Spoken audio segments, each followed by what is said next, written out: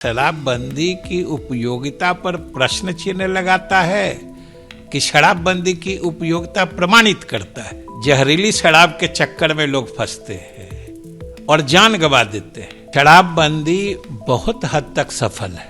कानून को कामयाबी मिली है। इसका माने यह कानून हत्या, बलात्कार, लूट, इन सब को जघन्य अपराध घोषित करके काफी सख्त सजा का प्रावधान किया गया है। सब लोग एक स्वर में कहे कि इसे और सख्ती से लागू होना चाहिए। इतने उल्लास और उत्साह के साथ इसका समर्थन दिया। सदन के आग्रह पे हमने सबको संकल्प कराया।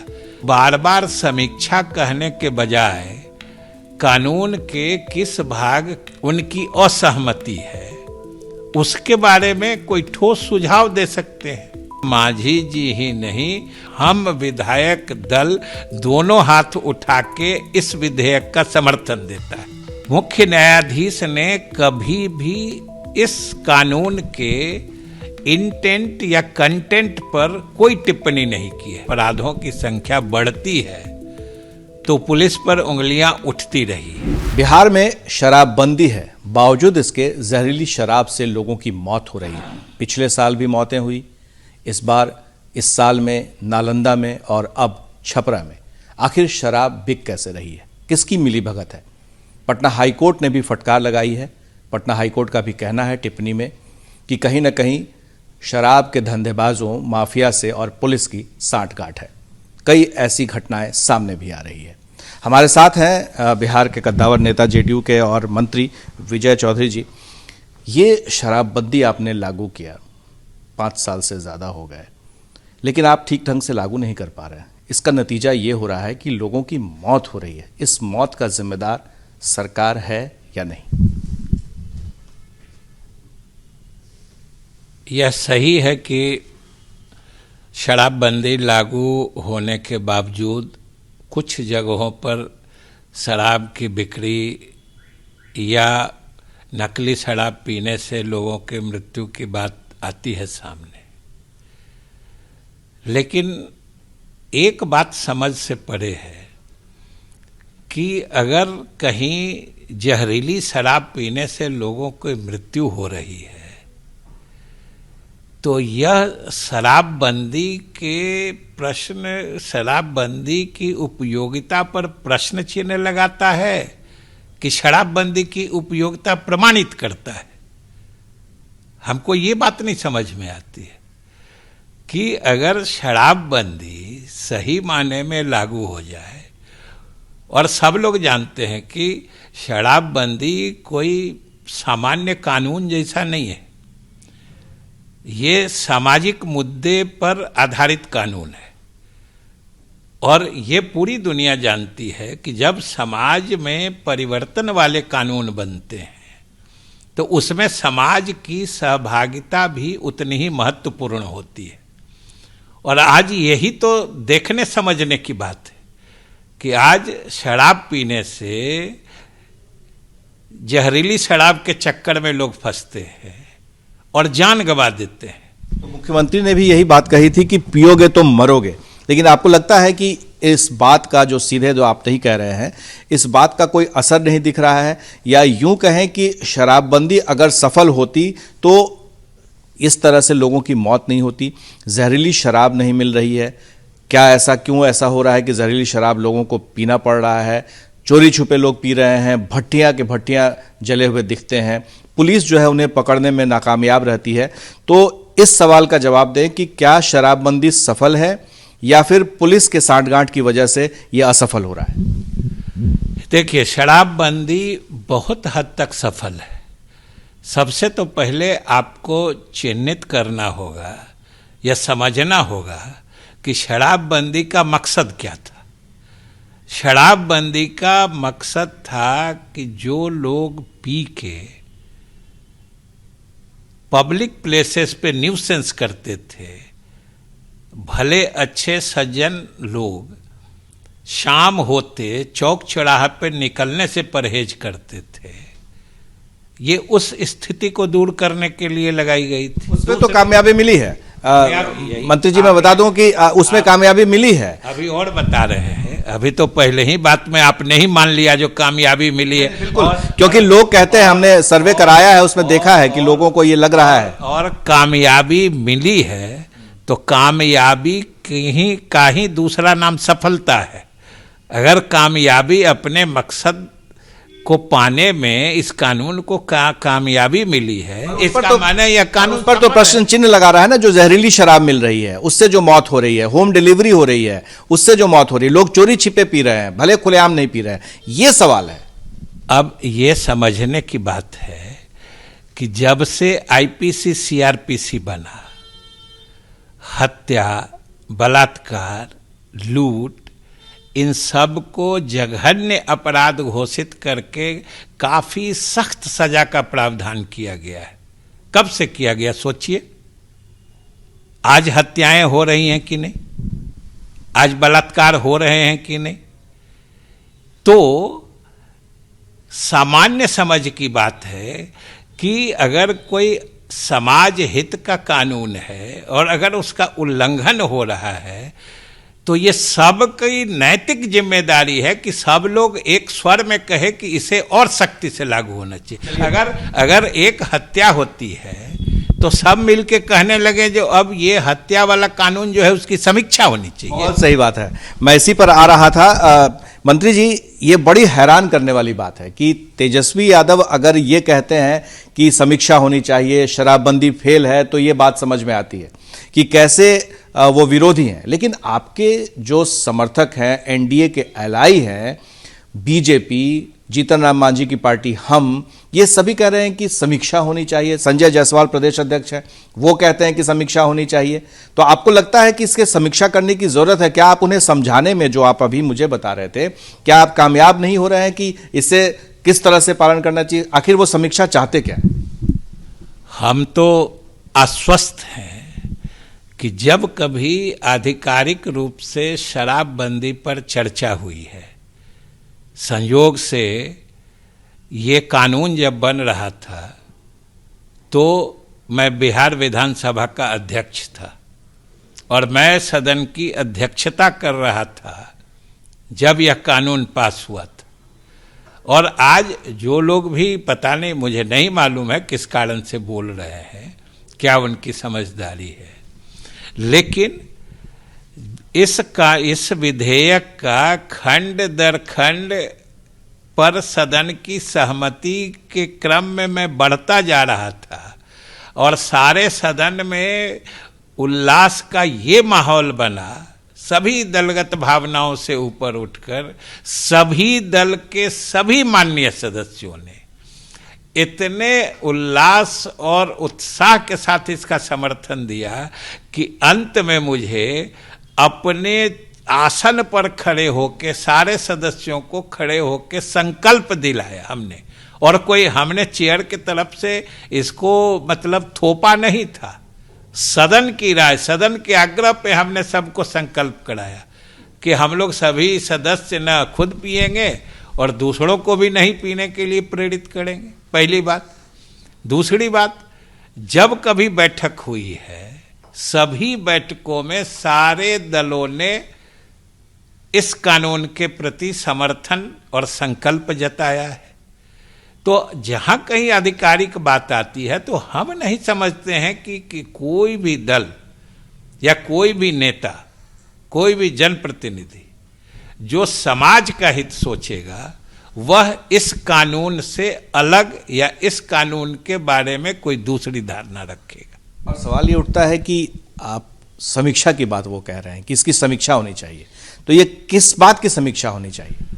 देखिए, हमारे समझ से आप जो बात कह रहे हैं वो एक मायने में सही है कि सिर्फ समीक्षा की बात का तो कोई अर्थ होता नहीं है। अगर इस कानून के किसी अंश को वो गलत मानते हैं, उचित नहीं मानते हैं, तो बार बार समीक्षा कहने के बजाय कानून के किस भाग, किस अंश या किस मतलब धारा से उनकी असहमति है उसके बारे में कोई ठोस सुझाव दे सकते हैं। वो आए तब तो उस पर कोई बात हो। अभी तक तो मेरी समझ से किन्हीं के तरफ से कोई ठोस सुझाव नहीं आया है कि इस बिंदु पर समीक्षा होनी चाहिए, सीधे समीक्षा होनी चाहिए। तो सवाल है कि इसीलिए हमने कहा कि यह तो सामाजिक परिवर्तन का कानून है। और सामाजिक परिवर्तन की बात आप कर रहे हैं, जीतन राम मांझी वो तो कहते हैं कि थोड़ी थोड़ी पिया करो, दवा के रूप में पिया करो, इसको आप कैसे देखते हैं? आप वो देखते हैं और हम ये देखते हैं कि हमारे एनडीए विधायक दल की बैठक में, सदन में जब इसकी बात आती है तो सिर्फ मांझी जी ही नहीं, उनके निर्देश पर पूरा हम विधायक दल दोनों हाथ उठा के इस विधेयक का समर्थन देता है। तो देखने देखने का फर्क है। आप अच्छी चीज देखिए, समाज हित की चीज देखिए, मांझी जी आपको वो भी दिखाते हैं। आप गलत चीज के प्रति क्यों आकर्षित हो जाते हैं, ये तो आप पे निर्भर करता है। अच्छा, एक बड़ा दिलचस्प सवाल है कि शराबबंदी को लेकर के जिस तरह से सुप्रीम कोर्ट के चीफ जस्टिस ने एक व्याख्यान में कहा कि ये जो जबरिया थोपा हुआ है और अदूरदर्शी है, तो इस पूरे एपिसोड को आप किस तरीके से लेते हैं कि चीफ जस्टिस ऑफ इंडिया का ये बयान?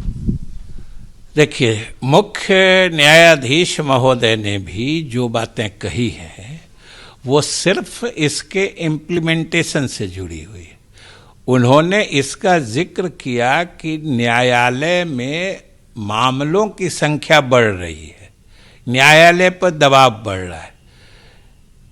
मुख्य न्यायाधीश ने कभी भी इस कानून के इंटेंट या कंटेंट पर कोई टिप्पणी नहीं की है। नहीं उन्होंने कहा है कि ये कानून गलत है या इसे नहीं होना चाहिए।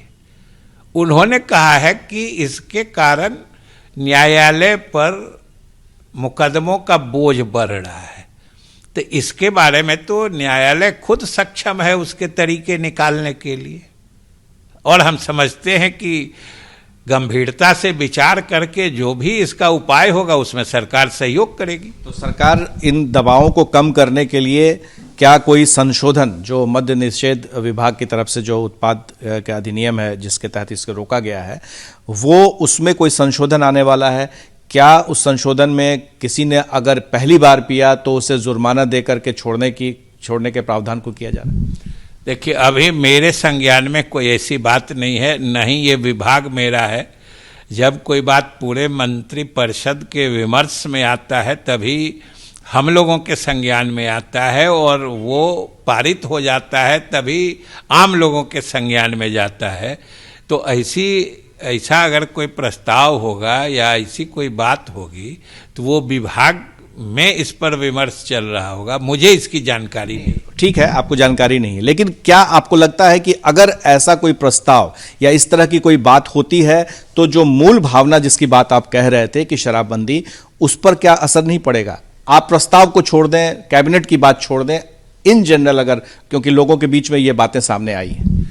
देखिए, हम तो पूरी तरीके से आश्वस्त हैं कि कोई भी दल हो, कोई भी माननीय सदस्य हो, कोई भी जनप्रतिनिधि हो, अगर गंभीरता से सोचेगा तो जिस कानून के मूल तत्व की बात कहते हैं, जिसको जुडिशियरी के लैंग्वेज में स्पिरिट ऑफ लॉ कहा जाता है, जो कानून चाहता क्या है, कानून का मकसद क्या है, मेरी समझ से जो सरकार ने कानून बनाया है और सरकार ने जो कानून का मकसद बताया है उससे कोई इनकार नहीं कर सकता है। कोई संशोधन की जरूरत नहीं है? अभी कहाँ कोई जरूरत है कोई संशोधन? किस संशोधन से क्या फायदा होता है ये तो कभी विमर्श में आया ही नहीं है। नहीं, आपको लगता, आपने कहा ना कि ये पूरा मुकम्मल है और इसमें कोई जरूरत नहीं है शराबबंदी को जिस सख्ती से लागू किया गया है, तो इस तरह के अगर किसी तरह की बात होती है, क्योंकि आप पब्लिक में भी हैं, तो पब्लिक में ये बात जा रही है कि जुर्माना लगाकर पहली बार छोड़ दिया जाएगा, आपको लगता है कि ये ठीक नहीं होगा? नहीं, अभी तो हमने कहा ना कि अभी हमारे सामने वो कोई तथ्य ही नहीं है कि जुर्माना लगा के छोड़ दिया जाएगा या क्या किया जाएगा। अभी तो प्रश्न है चौधरी जी, एक प्रश्न है, क्या आपको लगता है कि जुर्माना लगा के छोड़ना उचित है? नहीं, जुर्माना लगा के छोड़ना उचित रहेगा, ये तो इसको प्रस्ताव के रूप में आने दीजिए ना। प्रस्ताव नहीं है, as a personal, as a individual आपको लगता है कि इसका कोई असर पड़े? मेरी समझ से तो जो अभी कानून है वो सक्षम है, और कानून लागू करने में अगर कोई मतलब कमियां होती हैं या सख्ती में कमी होती है या कानून से कोई बच निकलता है, तो वो कानून से बचे नहीं, किसी को निकलने की गुंजाइश नहीं रहे, उसके बारे में सोचना चाहिए। ऐसा कोई उपाय नहीं करना चाहिए कि कानून के उल्लंघन करने वालों को और बच के निकलने का उपाय मिल जाए। एक आखिरी सवाल है, आपको लगता है कि पुलिस और शराब माफिया या जो धंधेबाज हैं उनके बीच में कोई साठगांठ रहता है जिस वजह से ही ये जहरीली शराब का कारोबार फल फूल रहा होता है?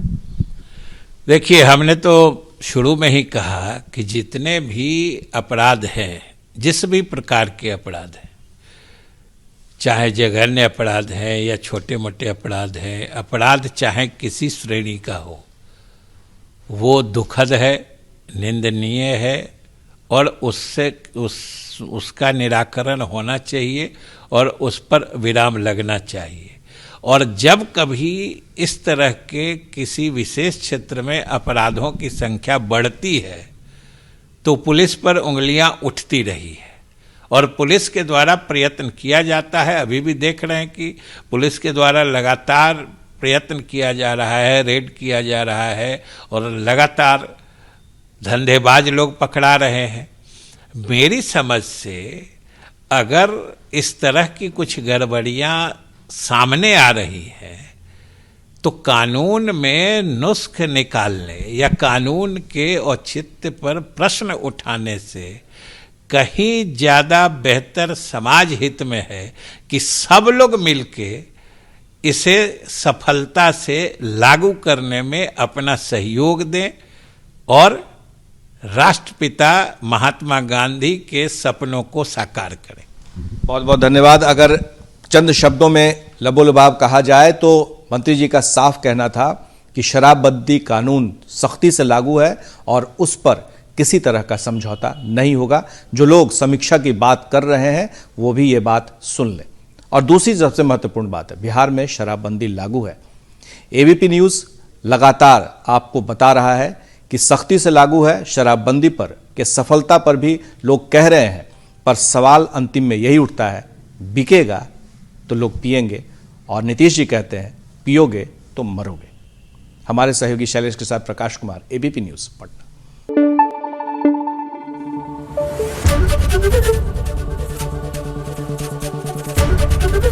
एबीपी न्यूज़ आपको रखे आगे।